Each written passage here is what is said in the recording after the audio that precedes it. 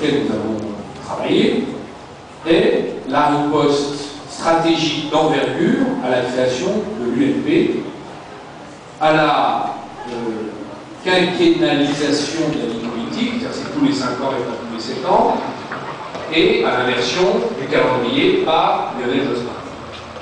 C'est-à-dire finalement la présidentialisation et sa dureté, l'accélération du rythme, nécessite que, face à l'émiettement dont nous subissons les conséquences fâcheuses, l'absence de procédure institutionnalisée pour régler juste au début du quinquennat le problème de leadership, mais vous voyez qu'on a un tout petit sujet.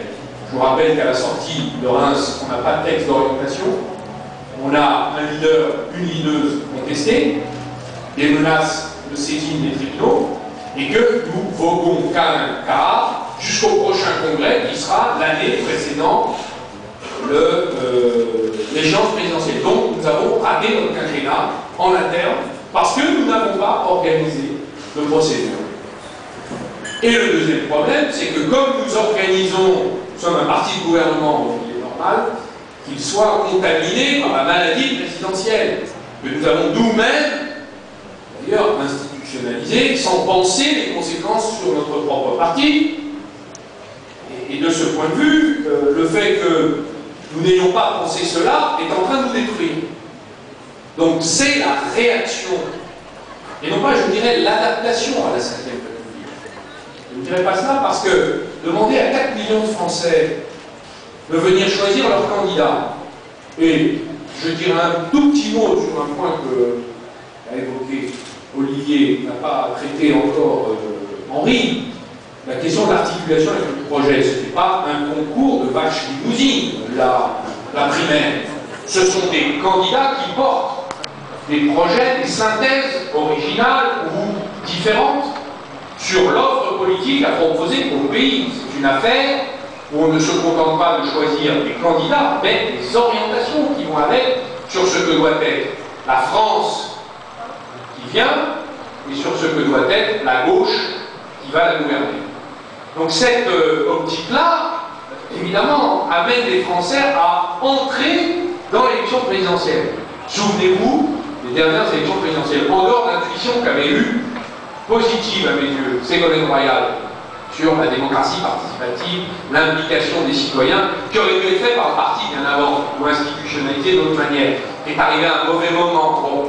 Néanmoins, on demande aux militants, aux adhérents, aux sympathisants, pas grand-chose dans les élections présidentielles, parce que ça se joue dans les états-majors politiques, dans les états-majors médiatiques et dans les instituts de sondage. Et la France est spectatrice d'une danse sur une scène qui lui échappe, éloignée d'elle, dans laquelle les Français n'interviennent pas.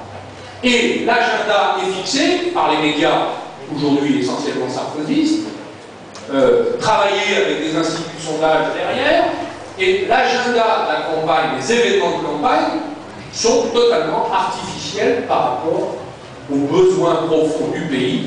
Donc réintroduire et faire surgir les Français dans la campagne présidentielle, c'est, à nos yeux, démocratiser la 5e République, et notamment son élection majeure et pivot qui aujourd'hui est un problème.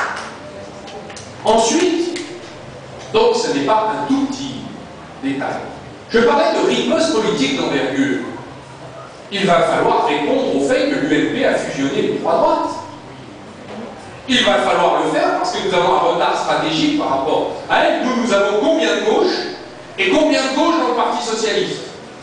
Donc nous sommes en miettes et on pense que c'est très grave parce qu'on va se diviser. Mais le problème, ce n'est pas que nous allons nous diviser, c'est que nous le sommes apparemment aujourd'hui sans remède. Et que ce que nous recherchons, c'est le remède. Ce n'est pas l'aggravation, mais le remède. Alors nous avons imaginé à l'image de ce qui fonctionne. Dans notre pays, il n'y a pas que l'Italie, il y a la Grèce, il y a le Chili, la Confédération, il y a d'autres exemples où de plus en plus de partis progressistes qui sont tous comme le Parti Socialiste Français, comme toutes les gauches, sont minés aujourd'hui par les divisions en raison d'un certain nombre d'accumulations de contradictions irrésolues dans les dernières années. La question européenne en est une, elle a laissé, vous le savez, des traces importantes en notre sein, pas que d'ailleurs chez nous, regardez ce qui s'est passé en Allemagne, regardez en Italie. En Italie, il y a 17 partis de gauche. Nous voulons, d'ailleurs, vous mettez les courants du Parti Socialiste, les chapelles, plus les partis de l'arc-en-ciel progressiste, alors que nous sommes majoritaires dans le pays, si vous faites les additions, eh bien, vous avez la situation italienne où la gauche, il n'y a plus de gauche, parce qu'elle est en mille morceaux.